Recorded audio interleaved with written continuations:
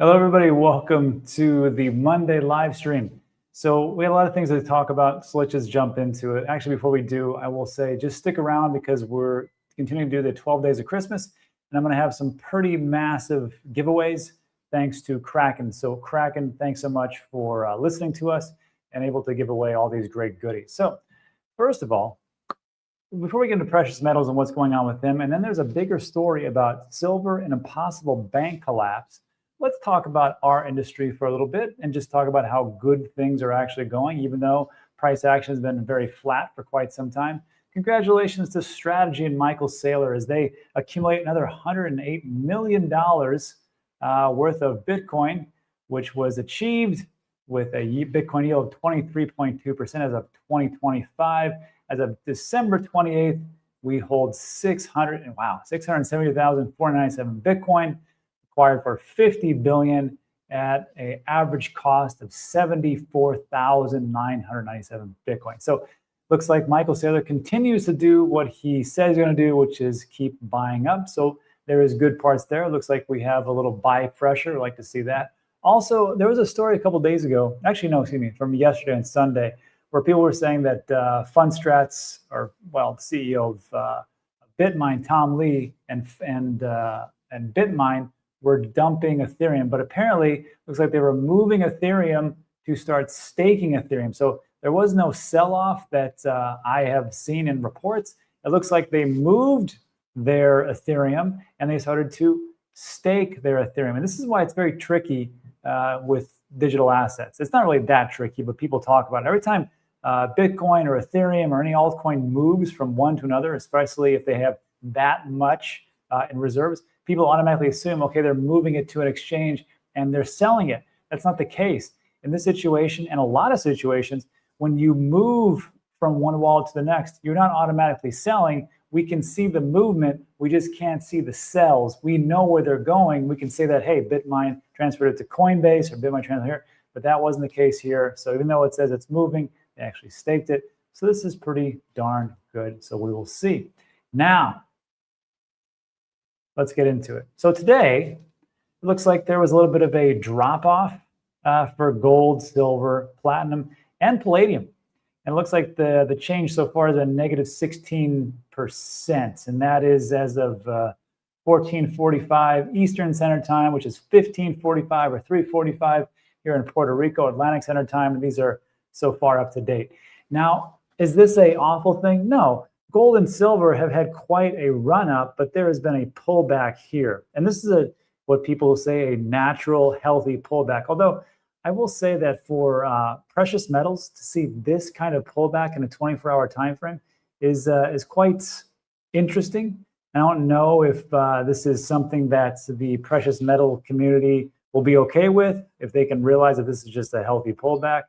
And I think this is why, like, when you see retail lining up around the block for gold and silver, usually this is people who don't really invest too much, are looking for the next big thing to get into. They get into the next big thing, they usually buy the top, then they get pummeled and they get worried and they start to sell off, and it's like a nice spiral. Now, things could change tomorrow. You could see a massive appreciation, but here is the pullback for today. So the question then is, will this be a time for rotation into Bitcoin? And of course, everybody will be talking about this.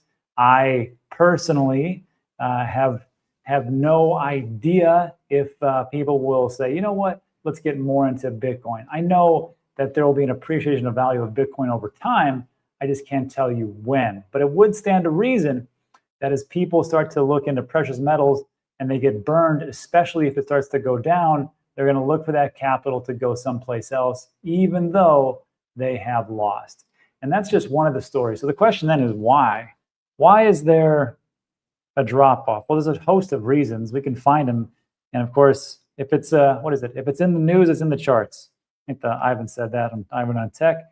But there are some possibility reasons. One of this is from Simon Dixon. This is from December 26. He says, hey, it's absolutely stunning watching the financial industry complex weaken the dollar and precious metals such as silver up 10% in a day. One of the craziest things he's seen in recent times. This was December 26th. 3 days later, he gave back all those gains. And it looks like there is something going on in the global economics And here's what we have. China will impose silver export restrictions from January 1st, 2026, requiring special government licenses. So what they're doing is they're clamping down on the amount of silver that they have and saying, look, we're not going to ship it all the way around the world. We're going to hoard this maybe as much as we can, and we're only going to give it to the people or countries that we want to trade and do commerce with. I'm going to guess that America is not high up on that list. I could be wrong, but silver is a pretty important thing, especially if we're taking a look at what it can actually do. This was actually from Steve Hanke, economist, one of the legends, and he is not a Bitcoin purveyor. He's not someone who is a big cheerleader for it, but he does make a good point. Silver is a metal with fundamental value. He does say Bitcoin is a highly speculative asset with zero value. I'll get to that in a second. But he is right here as far as like what silver does. Silver is great as far as like for lighting and electronics. This is good for conduction of electricity, especially in those chips that are being made for AI. And since there is an AI race, it would stand to reason why probably China does not want to give as much silver away as they possibly can. That's fine because silver is great. However, if you take a look at the chart as far as which precious metals are the most important for artificial intelligence, copper lines up as the #1 metal that is being used and looking to be used as far as electrical components and transferring electricity and just for heating and cooling and everything else. So, I mean, that's great that Hanke can point this out, but I'll give it to him. He is right. Solar panels, industrial batteries, this is pretty good for EV and everything else, automotive and such. Now, I would just say as a response to Steve, as far as a highly speculative asset, it's been around for a while. I mean, we're looking at 15 years. One thing I will say, though, as far as for Bitcoin, my thesis is very simple. As long as governments around the world, not just American, but as long as the governments around the world continue to debase the currency that is the US dollar, that is the euro, that is the yen, that is everything that you can think of as far as fiat, as long as they continue to print those funds, to print that fiat and debase the currency, there is a need and a reason for what I would say gold 2.0 or a store of value, which is Bitcoin. There's a difference between silver and gold and Bitcoin. One of those, very obviously, is that one is scarce. Actually, two are scarce, silver and gold, and one is finite at only 21 million. And I think as time goes on, we're going to see more of a use case for Bitcoin, especially being a store of value. And I can zip it around anywhere in the world in under 10 minutes. And it's continuously audited every 10 minutes. So I know that it's the real thing, as opposed to the $8 billion of fraud that China has actually done by selling fake gold around the world. Now, this isn't the government itself. It's just a report that I read. And this is from different purveyors and people who sell gold, but they are selling fake gold as it's gold laden outside, and inside is another cheaper, otherwise useless metal inside, which debases the value of gold. And you can't really take a look at that over time. So this is what we have. So there is this part. China is one of the world's largest silver producers and refiners. So this move materially tightens global supply flows. That's one part. So because of that, this report, maybe some other things that are going on with silver, there was a reduction in the price. And because of this massive reduction in price, there's been reports of a bank, a systemically important bank, a major player in silver futures, failed to pay its margin call by 2:00 a.m. and was liquidated by the futures exchange. The reports are concealing the name of the bank, but it is confirmed that overnight the Federal Reserve was forced to pump $34 billion into the banking system through its emergency overnight repo facility. I got to tell you, it's amazing how banks get bailed out, but none of us do. But here we are. This $34 billion on top of the $17 billion, which had to be pumped in 2 days ago on Friday morning. The bank involved described as one of the largest players in the precious metals derivatives market, blew past every risk limit, breached every covenant, and exhausted every line of credit. And the rumor is it's JP Morgan. And this is all just rumors. You can't take that to the bank. If it is JP Morgan, I'm sure they'll get bailed out, so it really doesn't matter. But if it is, we'll see what happens as time unfolds. But Nick here says that's boring but true. JP Morgan does not have and never has any big position in silver or anything else, not for its own account or unhedged. And Nick is yeah, that's right, works for JP Morgan. bond trader. And people are reminding him, oh, really? Well, remember when they were spoofing the markets? JP Morgan had paid $920 million for manipulating precious metals and treasury markets. Also, defendants were JP Morgan's former head of global precious metals business and former JP Morgan precious metals trader sentenced to prison. So it looks like JP Morgan, it's one time or another, most recently August 22nd, 2023, they actually were involved with the precious metals and they were guilty of spoofing and they paid a heavy fine and people went to prison, which is amazing to me that any bank went to prison. So that's great. So that essentially is what's happening in the silver markets and gold and all that stuff, actually mostly just silver. So is there a rotation of capital? Quite possibly, especially when these news and reports actually get coming out. We'll see what happens. But as far as like if it's JP Morgan or another bank outside the US, it's anybody's guess. These are just the things that are saying. JP Morgan has already been convicted of this, and they are one of the largest players in silver, futures, and everything else.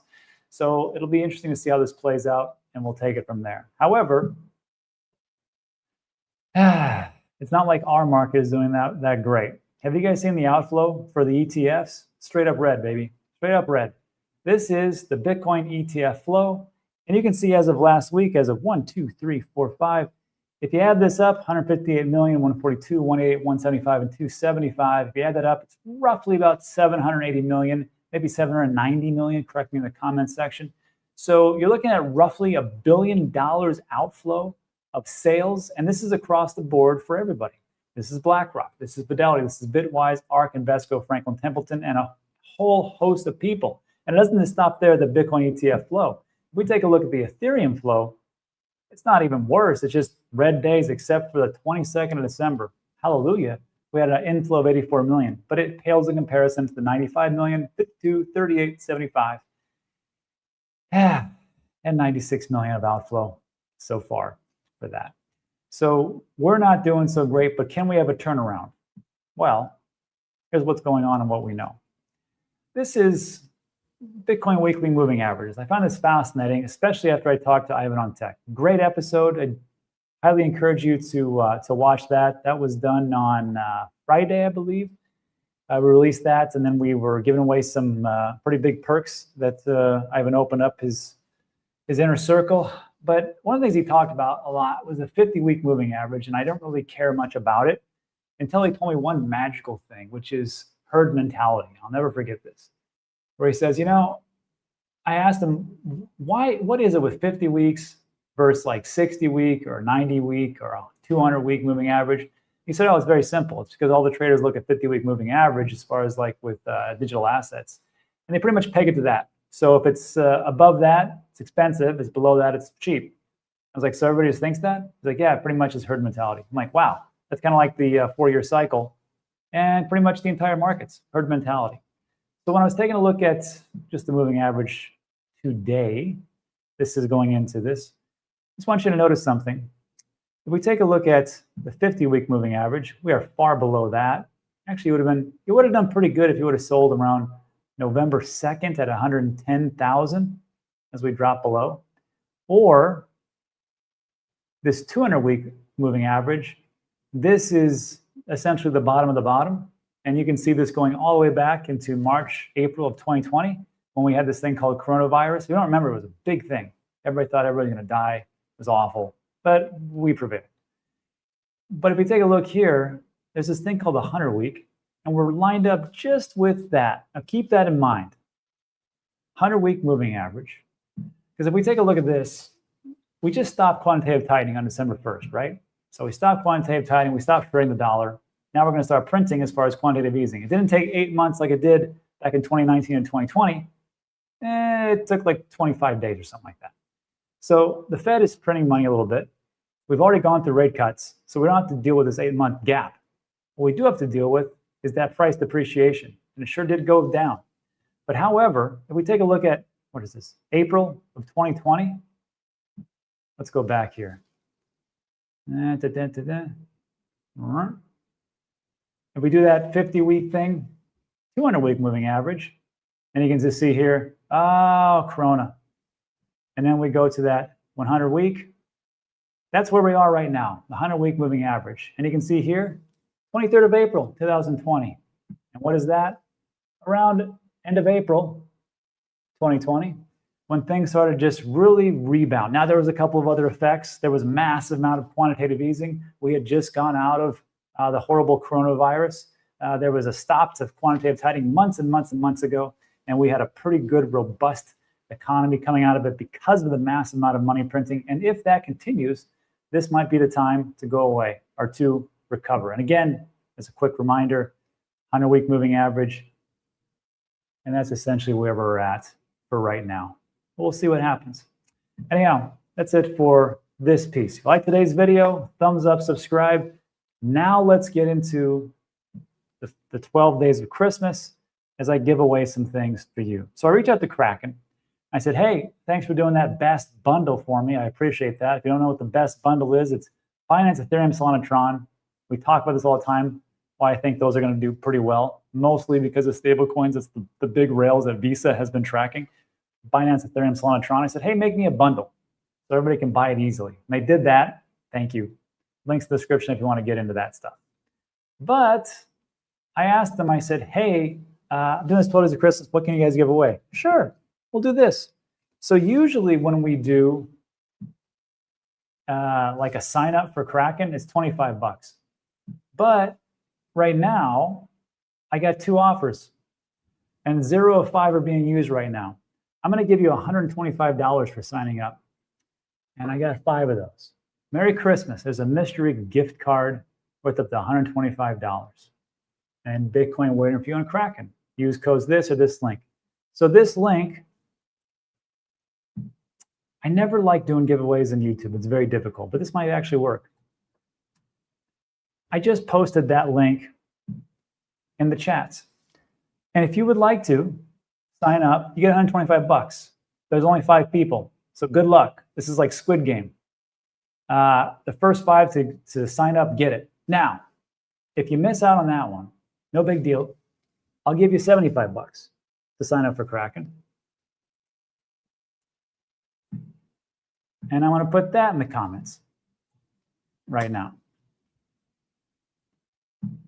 And there that is.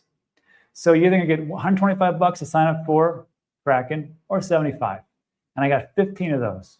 Now then, if you've already signed up, you're like, Rob, this doesn't do anything for me. I've already signed up. Well, even better news. Because there is this thing. It's like Kraken Prime. Essentially, it eliminates up to $10,000. I believe it is per month, or Kraken Plus, I'm sorry. $10,000 a month in trading fees. It wipes them away. It's 50 bucks a year or 5 bucks a month. And they gave me 2 of them for free. So I'm going to put that also in the chats. So if you already have Kraken, you need to click on that, go to Apple, redeem that code. And there it is right there. And that's one of them. And the other one is right here. And you get that year-long, no trading fees at $10,000 for free. And there's the second one. And that's it for today. Wait till you see tomorrow's gifts and giveaways. Should be good times. But that's it. Like today's video, give it a thumbs up. Consider subscribing. Everything we talk about is time sensitive. Now, let's do a little Q&A, and I'll answer all your questions, and we'll go from there. What do you got? Let's see. What is this? Cloud says, funny to see all the PM bugs bash metals. At one time, it took 1 Bitcoin to buy 1 ounce of silver. Now it takes 1,100 ounces of silver to buy 1 Bitcoin. Bitcoin is a great buy. You know what? It's true. Like, I never understood the hatred with the, maybe it's just like a friendly rivalry. You know, maybe it's like a friendly rival between like 2 opposing forces where they're like, hey, I think we're the best, or we're the best. And then what you can do is just say, well, I think it's still a pretty good buy, gold and silver. I own gold. Actually, I thought I owned silver in my Roth. I don't. I only own gold. So it's just Bitcoin and gold. I should have bought silver, but I didn't. But good enough. I get my brother to text me now all the time saying how much he how much I should have bought silver as he owns a bunch of it. Great times, Debbie. All right. Oh, hey. I think I missed it, but I was telling you about a baby boy. Congratulations. That's the best thing, right? All this stuff, all these funds and all these monies doesn't make a difference. As long as we don't have family, it's the most important thing of all time. Let's see. Hey, Rob, thanks for help. I haven't seen it today when he'll activate it. Well, we just did it yesterday, man. So give him some time. He's got some friends in town in Abu Dhabi, so he's taking care of that. But he'll get there. Glad you got the information. Yeah, Mrs. Rob on the phone just got a $1,000 Kraken deal. Yeah, let me get out of here. There's too much noise in the background. Let me just tell you, thanks much, everybody, for doing this. If you get those codes now, you should be able to get up. I'm sure they're all taken already, but I will list all those codes in the description for if you, for some miracle, the people in the live stream didn't take me up on the offer. Doubtful. That's it for today. Thanks so much. See you guys in the next one. Adios.